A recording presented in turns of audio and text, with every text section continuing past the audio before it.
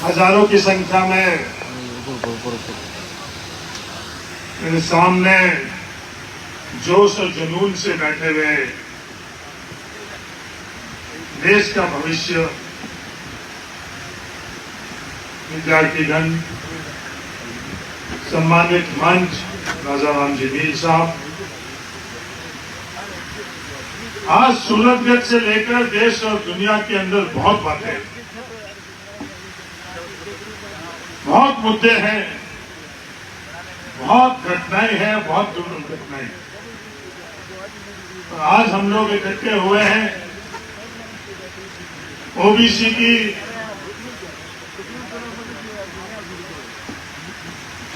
आरक्षण में जो विसंगतियां है उस संदर्भ में संविधान ने हम लोगों को ओबीसी में आरक्षण दिया। आजाद मुल्क के अंदर संविधान के माध्यम से ये अधिकार हम लोगों को मिला। जब ये अधिकार हम लोगों को मिल चुका है तो किसी ने कहा इधर उधर की बात नहीं कर, तो ये बता किस चीज की उधर, तो इधर उधर की कोई भी बात नहीं। जो आधी से अधिक आबादी, हर कोई अपने अपने हिसाब से आकलन कर रहा है। कोई 50% कहता है, कोई 55 कहता है, कोई 60 कहता है, कोई 65 कहता है। ये आबादी कितनी है, इस आबादी का वास्तविक आंकड़ा हमको और दुनिया को नहीं पता चले, इसके पीछे मंशा क्या, हकीकत पता नहीं चले, इसके पीछे कोई सही मंशा तो नहीं हो सकती है। इसके पीछे जो मंशा है उसके ऊपर ही सबसे बड़ा हम लोगों के सामने चुनौती के तौर पर हमको लेना पड़ेगा। आज हम लोगों की जनसंख्या सही क्या है, उसका इकलौता माध्यम है जाति के आधार पर जनगणना। बिहार सर्वसम्मति से, हर बिहार के विधायक की सहमति से बिहार के अंदर जाति के आधार पर जनगणना का फैसला लिया। तो देश में दूसरी जगह क्यों नहीं? इस तरह के सवाल हम लोगों के सामने बहुत। संघर्ष हम लोगों ने किया।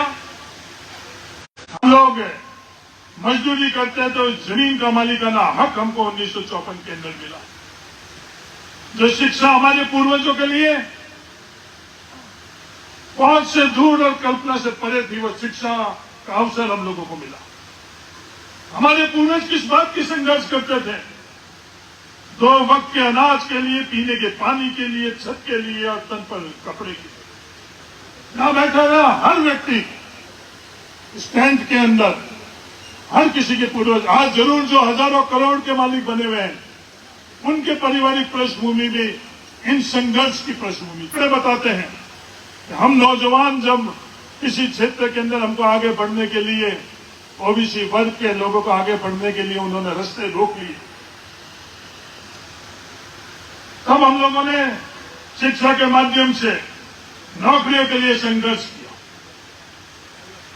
आज इस नौकरी के अंदर जो हमारा हक है, हमारा अधिकार है, 21% आरक्षण, उस 21% आरक्षण के अंदर हम लोगों को मिल क्या रहा है? शून्य। और मैं एक कड़वी बात आप लोगों के बीच में रखना चाहता हूं। गन्ना राम जी तो कह चुके हैं कि भाई मुझे वोट नहीं चाहिए, मुझे वोट भी चाहिए। तो परिवार के अंदर अगर हम ईमानदारी से कड़वी बात नहीं करेंगे तो क्या करेंगे? मैंने खुद ने सर्वे कराया है, राजस्थान में ओबीसी के विद्यार्थियों में 95% लोगों को आज भी नहीं पता है कि ओबीसी आरक्षण में विसंगतियां क्या है। ये हकीकत नहीं है। तो अपने मिलने वाले किसी 100 विद्यार्थी से, ओबीसी के विद्यार्थी से आप ये पूछ लेना, उनमें से आपको क्या उत्तर मिलेगा? फिर आप खुद ही आकलन अपने आप में। ये लड़ाई सामने वालों से भी है और ये लड़ाई के लिए तैयार हमको खुद को भी रहना पड़ेगा। ये तैयारी कैसी? ये तैयारी हमको सबसे पहले हकीकत जाननी है। आज हम लोगों के साथ क्या हो रहा? 21% आरक्षण हमको मिला। 27% जब केंद्र से आरक्षण का फैसला हुआ, उसके बाद सुप्रीम कोर्ट का हवाला देते हुए ये बात करी गई कि 21% ही आरक्षण मिल सकता है, क्योंकि 50% से ऊपर आरक्षण के लिए सुप्रीम कोर्ट का फैसला है। 21% आरक्षण मिला। पांडवों और कौरवों के बीच में जब पांडवों के तरफ से बात करने के लिए कौरवों से गई तो क्या बोला कि हक जो अधिकार है उतना आधा राज दे दो। ये लड़ाई झगड़े की कोई आवश्यकता नहीं, किसी प्रकार का विवाद नहीं। तो भाई क्या बात हुई कि हक और अधिकार, तो क्योंकि जातिगत जनगणना नहीं है तो हक और अधिकार के लिए हम लोगों को लंबा संघर्ष करना पड़ेगा। फिर ये बात तय हुई कि चलो 5 गांव तो दे दो, 21% आरक्षण तो दे दो। वो 5 गांव में अगर हम लोगों को नहीं मिल रहे हैं तो आज हम लोगों के लिए किस चीज के लिए विवश करना पड़ेगा? आज परिस्थितियां ये क्या पैदा करना चाह रहे हैं? आज 21% आरक्षण जो हम लोगों का हक और अधिकार है उससे भी कम हम लोगों को मिल रहा है। कई जगह तो हम लोगों को यह बोला जाता है कि जनगणना, जातिगत जनगणना नहीं हुई है, इसके कारण हकीकत में क्या स्थितियां है हमें पता नहीं। कई दफा यह कहा जाता है कि सुप्रीम कोर्ट का खुद का वर्डिक्ट है, सुप्रीम कोर्ट का आदेश है, इसके कारण 50% का वो पाबंदी है। आज हमारे देश के अंदर वो 50% की जो पाबंदी नहीं है, उसके बावजूद भी हम लोगों को 21% मिला हुआ। और उस 21% के अंदर मैं युवा साथियों, आप और आपके माध्यम से सबसे बड़ी चुनौती है कि अपने आप को जानना पड़ेगा। ये किसी आंदोलन, किसी बिल के लिए राजा राम मील साहब और इनका लंबा आंदोलन 13 महीने क्यों लगे? हम लोग कोसते हैं उन फैसले करने वालों के लिए। राजा राम जी कुछ कमियां हम लोगों के खुद में, उस किसी बिल के संदर्भ में हम लोगों को खुद को भी नहीं पता था। जब हम लोगों को खुद को नहीं पता था, इसमें 13 महीने का संघर्ष हुआ। मुट्ठी भर लोग पंजाब और हरियाणा से किसानों ने संघर्ष किया। उनके संघर्ष को जब हम लोग देख रहे थे, राजा राम मील को जब हम लोग बॉर्डर पर बैठे हुए देख रहे थे, ये बुजुर्ग हुआ बॉर्डर पर क्या कर रहे हैं, जब हम लोग बात कर रहे थे कि किस लिए गए हैं, क्यों गए हैं, तब आपस में सुख पुकाट हुई कि ये कृषि बिल है क्या, हकीकत है या नहीं। उस कारण हम लोगों को 13 महीने संघर्ष करने लगा। अब हम लोग चाहते हैं कि हमारे साथ न्याय हो। न्याय के लिए सबसे पहली अगर कोई सीढ़ी है तो हम लोगों को सच्चाई तक पहुंचने। हम लोग इधर उधर की बातें बहुत जानकारी रखते हैं। हर किसी का मोबाइल फोन अगर उठाकर देख लो तो उसके अंदर हम कितने घंटे इस मोबाइल फोन के किस किस प्लेटफॉर्म में इस्तेमाल करते हैं तो अपने आप। पर इस अपने खुद का हक और अधिकार के लिए हम लोग, जो हमारे लिए सही है, हमारे लिए हक है, हमारा अधिकार है, हमारे आगे बढ़ने का जो माध्यम है, उसके लिए अगर हम लोग जानकारी नहीं रखेंगे तो दुनिया में कौन जानकारी रखकर हम लोगों को जागृत करेगा और कौन हम लोगों को आगे बढ़ेगा। सबसे पहला हम लोगों का ये ओबीसी में विसंगीता क्या। बातें बहुत होगी, हमको चाहिए बहुत कुछ, हर किसी को बहुत कुछ चाहिए, पर हमको तय करना पड़ेगा कि उससे शिखर तक पहुंचने के लिए हमारी पहली सीढ़ी क्या होगी, दूसरी सीढ़ी क्या होगी, और अगली सीढ़ियां जो होगी वो तय करेंगे जब उस शिखर पर पहुंच पाएंगे। बातें करने, विवाद करने से हम लोग वो शिखर तक नहीं पहुंच पाएंगे। पहली और दूसरी सीढ़ी, जब यह आरक्षण विसंगीता की जो समिति थी उनके साथ मेरा लंबा जब चर्चा हुई तो इन लोगों ने तय किया कि पहले और दूसरी जो सीढ़ी है, एक तो जो 2018 के अंदर ये नोटिफिकेशन निकला एक्स सर्विसमैन, भूतपूर्व सैनिकों का, इनके आरक्षण के संदर्भ में, उसके कारण पहले तो उस विसंगति को हम लोगों को दूर करवानी है। दूसरी विसंगति हमारे लिए रोस्टर सही रोस्टर नहीं बन गया। दो विसंगतियां अगर हमारी दूर होगी तो फिर तीसरा कदम हम लोग को क्या करना पड़ेगा, जो मेरा व्यक्तिगत मानना है। तीसरा कदम, मैं कोई अधिकृत तौर के ऊपर आरक्षण समिति का कोई फैसले करने वाला व्यक्ति नहीं, वो आप लोगों को फैसला करना है कि जो पीछे हम लोगों के विद्यार्थियों के साथ अन्याय हुआ है उसको कैसे हम लोग न्याय दिलाए। वो तीसरा हम लोगों का लक्ष्य होना है। पर हकीकत में हो क्या रहा है? हिटलर का काल जब जर्मनी में था तो एक बहुत सुप्रसिद्ध लेखक ने बात दुनिया के सामने लिखी कि जब कम्युनिस्टों को मारा जा रहा था तो बाकी हम सब मौन थे। जब लेबर यूनियन वालों को मार रहे थे, जब हम सब मौन थे। जब यहूदियों को मार रहे थे, जब हम सब मौन थे। और जब हमारा नंबर आया तो कोई भी नजर नहीं आया। तो एक दूसरे के लिए भी उनके हक क्या, अधिकार क्या है, उसकी भी जानकारी रखकर जो सही है सही के साथ खड़ा होना।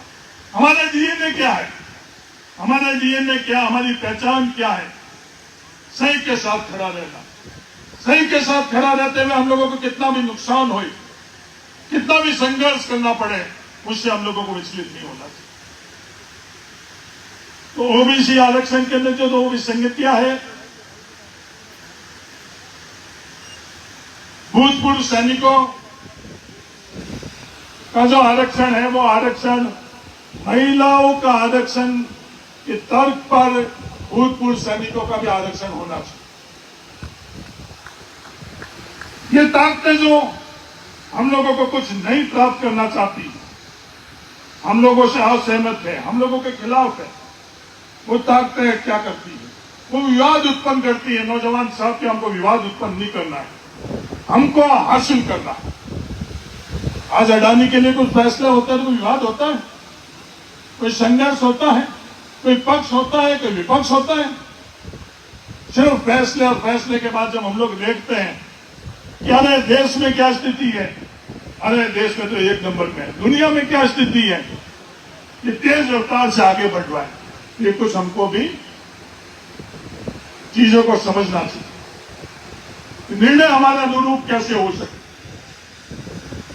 ये सवाल भी हम लोगों के सामने आता है कि आप सरकार के सामने अपने संपर्क, अपने संबंध, अपने पद को उपयोग कराकर फैसला क्यों नहीं करवाते हो? ये सवाल आता है। ये लोकतंत्र है, लोकतंत्र के अंदर जन समर्थन सबसे प्रबल है। जन समर्थन के अलावा जो दूसरे माध्यम है, वो ताकत आज हम लोगों के पास नहीं है। इस बात को आपको स्वीकार करना पड़ेगा। जो ताकत अडानी के पास है वो ताकत हम लोगों के किसी के पास नहीं है। जो दूसरे क्षेत्रों के अंदर ताकतें चाहिए वो हम लोगों के पास नहीं है। हमारे पास इकलौता माध्यम वो जन समर्थन है, उसके अलावा दूसरा और कोई माध्यम नहीं है। कड़वी बात भी मैं आप लोगों के बीच में, कोई भी किसी स्थान पर हो, कोई भी अपने आप को किसी भी तरह से आप लोगों के बीच में लेकर आई, पर इकलौती ताकत जिससे हम लोगों को न्याय मिल सकता है वो जन समर्थन है। इसलिए आप सब लोगों की आवश्यकता है, आपके अलावा किसी की आवश्यकता है। आज हरीश चौधरी की आवश्यकता नहीं है। हरीश चौधरी आगे बैठे, बीच में बैठे, कहीं भी बैठे, हरीश चौधरी सबसे अंतिम पंक्ति में बैठ सकता है और यहां नहीं बैठेगा तो भी चलेगा। और आप लोग अपने खुद के हक के लिए, अधिकार के लिए अगर बैठोगे, जब जाकर फैसला होगा, जब जाकर आपको न्याय मिलेगा। मैं मीडिया के भाइयों को तो निवेदन करना चाहता हूं, आप ईमानदारी से हम लोगों से सवाल करो। हम लोगों का हक और अधिकार नहीं है तो हम लोगों को आप मना करो कि नहीं, आपका हक और अधिकार नहीं। हम लोगों के साथ अन्याय नहीं हुआ है, आप लोग हमको समझाओ, हमको बताओ कि हम लोगों के साथ अन्याय नहीं हुआ है। हमारे साथ अन्याय हो रहा है। कानून और नियम और संविधान के अंदर हम लोग अगर हक नहीं रखते तो उस संदर्भ में आप बात करो। इन्हीं संविधान में आप लोगों को ये अधिकार नहीं दिए, नियमों के अंदर ये अधिकार नहीं है, तो हम आज ही घर जाकर और बैठ जाएंगे। जब संविधान ने हम लोगों को ये अधिकार दिया, नियमों ने हमको ये अधिकार दिया है, 21% तक हम लोगों को नौकरी मिलनी चाहिए, उसके बाद में भी हम लोगों की सही आवाज अगर आप लोग नहीं उठाओगे तो और कौन उठाएगा? हरीश चौधरी का नाम आएगा, नहीं आई चल चलेगा, राजा राम जी मील का नाम आए, नहीं आई चल चलेगा, पर ये लाखों जो नौजवान हैं, इनकी भावना, इनका हक और इनका अधिकार अगर आप लोगों के माध्यम से नहीं आएगा तो इस लोकतंत्र के अंदर और कौन सा माध्यम है? जो लोकतंत्र के अंदर माध्यम है उसके अंदर आप लोगों से भी हम लोग यही चाहते हैं कि आप लोग भी हमारे हक और अधिकार, अगर हमारा हक और अधिकार नहीं है तो आप एडिटोरियल लिखकर और ये बात करो, संपादक के लिखकर आप ये बात करो कि ये लोग बिल्कुल गलत तौर के ऊपर अपना हक और अधिकार मान रहे हैं, ये लोग ऐसे ही इन लोगों के साथ में हैं। अगर हम लोगों को समझ में आएगा तो दुनिया से माफी मांगेगी। जब हमारा हक और अधिकार है उसके बाद में आप लोगों के माध्यम से नहीं मिलेगा तो और किसके माध्यम से मिलेगा? ये आरक्षण की स्थितियां क्या कर चुकी? मेरे को आज जब मैं आ रहा था, जब मेरे एक मित्र ने एक कृष्ण बिहारी नूर की कई भी बात भेजी कि आपके साथ आरक्षण, और वो कोई ओबीसी का नहीं है, उसने हंसी मजाक के अंदर जो बात भेजी है वो बहुत गंभीर बात है। कृष्ण बिहारी नूर की बात है कि कितने हिस्सों में बट गया हूं मैं, मेरे हिस्से में कुछ ही नहीं बचा। कि ओबीसी के आरक्षण के अंदर अपने हिस्सों के हिस्से के अंदर कुछ भी नहीं बचा, क्योंकि इस आरक्षण को इन्होंने इस तरह से बांट दिया, इस तरह से जटिल कर दिया है कि हम लोगों को आधी से अधिक आबादी के लिए कुछ भी नहीं बचा। तो उसने हंसी मजाक में मेरे को भेजा, पर मैंने इस बात को बड़ी गंभीरता से, गहराई से जब ये समझा तो हकीकत भी यही है कि इस पूरे आरक्षण और सरकारी नौकरियों को इस तरीके से इन्होंने बांट दिया कि अपने खुद के हिस्सों के अंदर सुन ली। आज वनपाल और वन रक्षक के अंदर 22 लाख विद्यार्थियों ने फॉर्म भरा। आज करोड़ों रुपए हम लोग, सैकड़ों करोड़ रुपए हम लोग हमारे खून पसीने से कमाए हुए पैसों का फीस, पहले तो आवेदन का शुल्क और फिर कोचिंग के लिए वो पैसा हम लोग खर्च करते। ये मिलों में हम लोगों को घुसने का शौक नहीं है, और ऐसी स्थितियां आई हुई है। ये लाइब्रेरी में हम लोग क्यों जाते हैं? ये लाइब्रेरी में हम लोग इसलिए जाते हैं क्योंकि हमारे पारिवारिक परिस्थिति ऐसी नहीं है कि जहां हम पढ़ाई करते हैं तो वो माहौल ऐसा है। ये बड़े लोग लाइब्रेरी में नहीं जाते हैं, ये अपने घरों का ही लाइब्रेरी बना देते हैं। एक एक कमरे के अंदर हम लोग 5-5, 7-7 जने रहते हैं पढ़ने के लिए। हम लोगों के पास उसी कमरे के अंदर हम लोगों को रोटी बनानी पड़ती है। उसी कमरे में हम लोगों के जो पारिवारिक परिस्थिति में कोई बीमार होता था वो भी आता है। उसी कमरे के अंदर हम लोग इसके मिलने वाला भी आता है। इसलिए हम लोग मजबूरन लाइब्रेरियों में जानते हैं, खुद अपना तन वहां लेकर जाते हैं, बुद्धि वहां लेकर जाते हैं, किताब वहां लेकर जाते हैं, और सिर्फ बैठने के लिए अगले वाले को पैसा देते हैं। उस बिल में इसलिए घुसते हैं, बिल में घुसने के लिए हम लोग पैदा नहीं हुए, पर उस बिल के माध्यम से हम शेर कैसे बन सके, इसलिए उस बिल और गुफा के अंदर हम लोग। दुनिया ये पूछती है इस बिल में क्यों है, उस गुफा में हम लोग इसलिए बैठे हैं कि जैसे शेर शक्तिशाली होकर निकलता है और इस दुनियादारी के अंदर मजबूत होकर, व्यवस्थाओं के अंदर हम झपट कर अपने आप का आधिपत्य हम लोग कैसे बरकरार रखें, उसके लिए उस बिल के अंदर, लाइब्रेरी की बिल के अंदर हम लोग बैठे। अंडरग्राउंड में हम लोग क्यों बैठे? खुले के अंदर बैठते हैं कि मैंने सुबह के सानी हम लोग, कई लोगों को तोरा मिला हुआ, कई लोगों को तालब मिला हुआ है, कई लोगों को खेत मिले हुए हैं, कई लोगों को 2 फसली मिला हुआ, तो हम जैसे लोगों को 1 फसली मिला हुआ, पर मिला हुआ तो सबको है। एक और मैं बात आप लोगों को कहना चाहता हूं, अगर हम लोग जागृत नहीं होंगे, हम लोग संगठित नहीं होंगे, तो आने वाली पीढ़ी हम लोगों को नहीं बख्शेगी, नहीं बख्शेगी। ये दुनिया भर के अंदर जो वातावरण बनाया गया है, एक महोदय ने आकर ये बात करी कि हमको ट्विटर, हमको सोशल मीडिया के माध्यम से भी अपनी ताकत इजहार करती है। नौजवान साथियों, इस देश के अंदर हर साल 50,000 करोड़ रुपए से ज्यादा, मैं बड़ी सोच समझ के ये आंकड़ा कह रहा हूं, 50,000 करोड़ रुपए से ज्यादा इस सोशल मीडिया के अंदर दुनिया खर्च कर रही है। जिससे सही जानकारी लोगों के बीच में नहीं पहुंचे। जिस प्रकार की जानकारी वो पहुंचाना चाहते हैं वो जानकारियां लोगों के बीच में पहुंचे। ये स्थिति है। इस तरह के नगाड़े बोल रहे हैं अड़ोस पड़ोस चारों तरफ, उसमें अपने हक की, अधिकार की, सच्चाई जो पुपाड़ी बजानी है, उसके लिए हम लोगों को पूरे ताकत से और प्राथमिकता से हम लोग नहीं बजाएंगे तो उस सोशल मीडिया और इन सब नगाड़ों के अंदर हम लोग भी कौन बने। तो लड़ाई कई दिशा में लड़नी। अब मैं वापस अंत में वही बात दोहरा रहा हूं कि हमको खुद को भी नहीं पता कि हमारे साथ ये अन्याय क्या हो रहा है। ये योगेश यादव मेरे पास आया तो मैं योगेश से पूछा, मेरे को खुद को भी नहीं पता। लोग कह रहे थे कि आपको नहीं पता तो उसमें कोई शर्म की बात नहीं है, मैं माफी भी मांग सकता हूं कि मेरे को नहीं पता था तो नहीं पता। मैंने योगेश यादव से पूछा, योगेश तेरे को पता कब चला?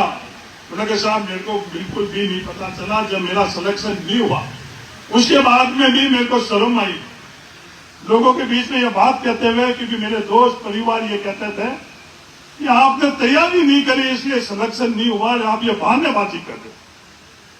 जो टॉपर है उसकी भी ये स्थिति, तो मेरिट में रहने वाले दूसरे विद्यार्थियों के साथ क्या स्थिति हो।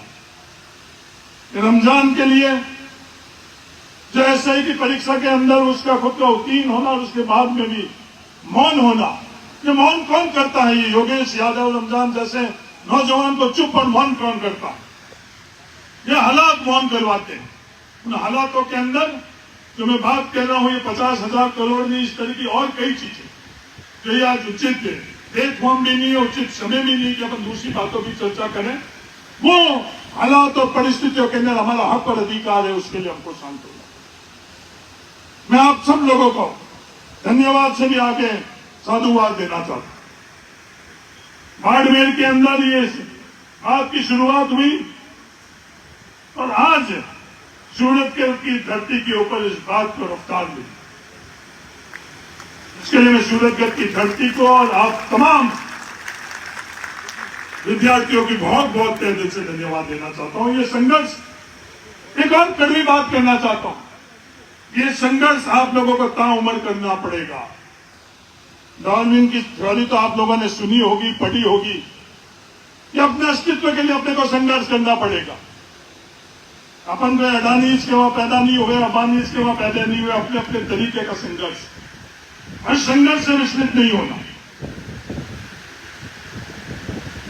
हम लोग ये भी प्रयास कर रहे हैं कि जो परीक्षा ही का नतीजा नहीं निकला वो भी रोका जाए।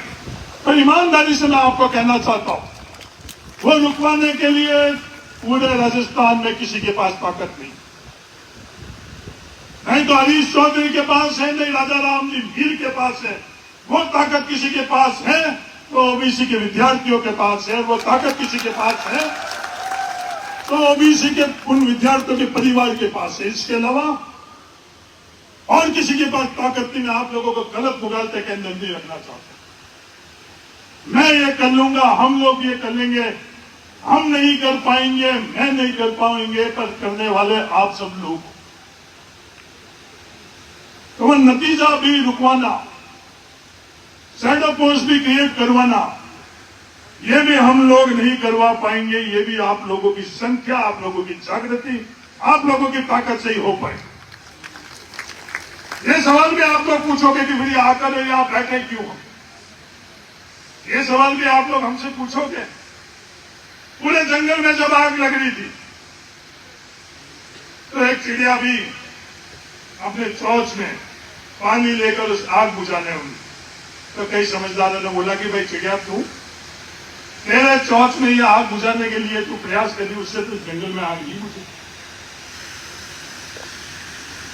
तो चिड़िया ने यह जवाब दिया कि जब इतिहास के अंदर इस आग के बारे में जब कभी भी बात होगी तो मेरा नाम आग बुझाने वाले में।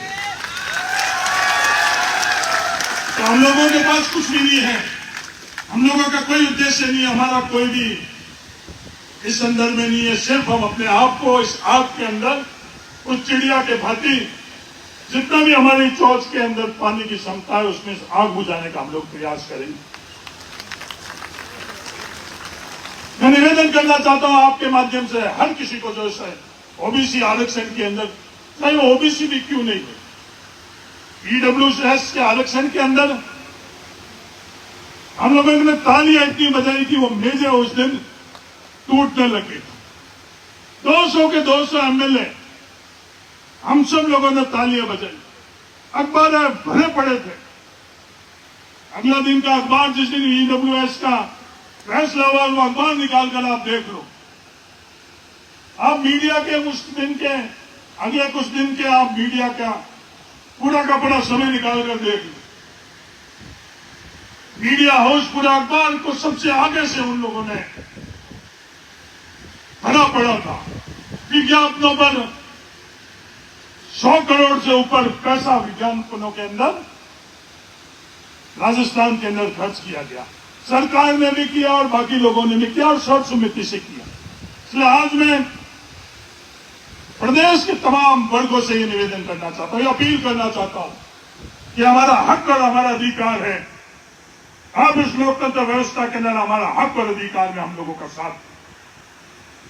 आज मैं ये भी कहना चाहता हूं, ये लोकतंत्र है, लोकतंत्र के अंदर संख्या बल को कोई भी नजरअंदाज नहीं कर सकता। ये बड़ी कड़वी हकीकत है, पर लोकतंत्र के अंदर संख्या बल को कोई नजरअंदाज नहीं कर सकता। नजरअंदाज हमारी खुद की कमियां ही करवा सकती।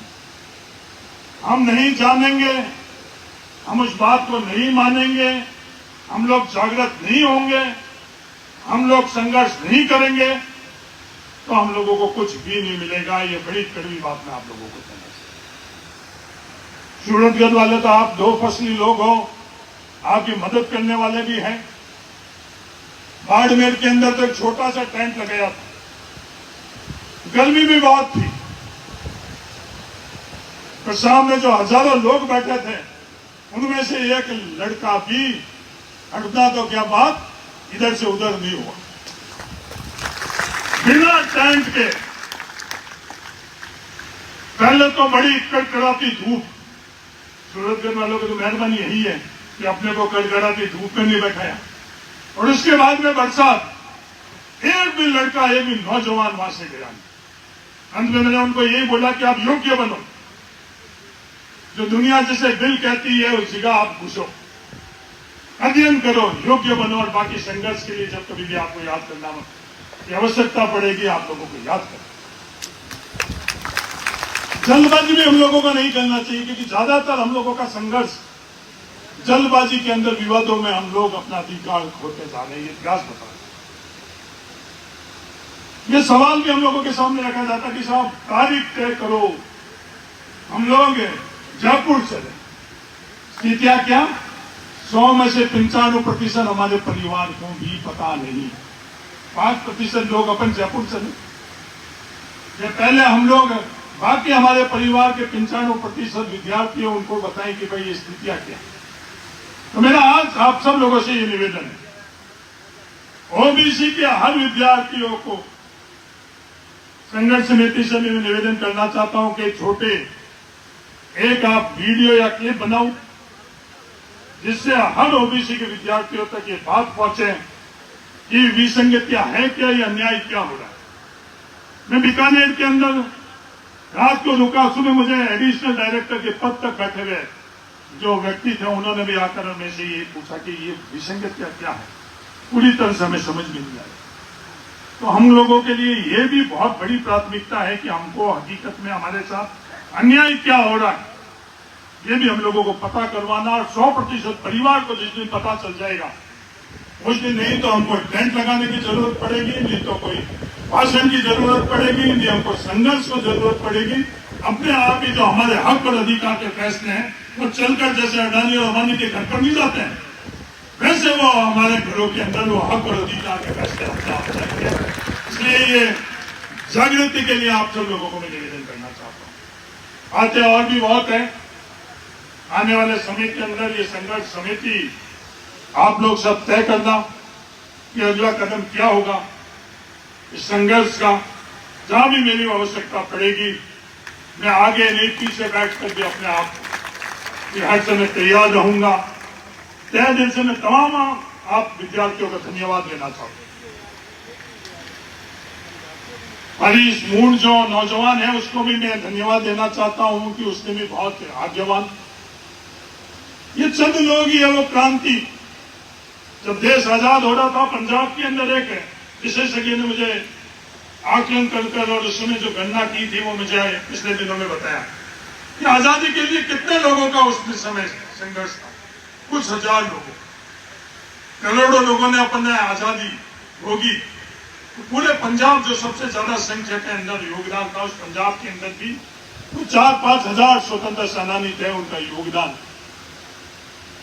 तो ये नौजवानों जो आप लोग संघर्ष कर रहे हो, आप 4-5 नहीं हो। जयपुर के अंदर योगेश यादव, राजेंद्र कड़वासा, रमजान, में तुम सब लोगों को ये कहना चाहता हूं, जिस दिन इनको पता चलेगा तो लाखों की संख्या आप लोगों के साथ में रही। तमाम जो सूरतगंज के अंदर जो संघर्ष के अंदर अज्ञावान रही, मैंने राजा राम जी ने तो भाषण दिया, पर इतने दिनों की तैयारी किसने की? आप सब लोगों ने करी। आपने कंधा से कंधा मिलाकर किसने तैयारी में साथ दिया? उन लोगों को हरीश मूण, सुरेश दारा, पेमाराम जी, सुभाष वर्मा, दिनेश बिश्नोई, किशन, आशीष भादू, जागृति गिरी, सबको मैं बहुत तहे दिल से धन्यवाद देना चाहता हूं। ये संघर्ष जारी रहेगा और एक बात अपने ध्यान में लेकर चलना कि इतना उम्र और कई पीढ़ियों तक ये अपने को संघर्ष करना पड़ेगा। धन्यवाद। जय हिंद। राम राम।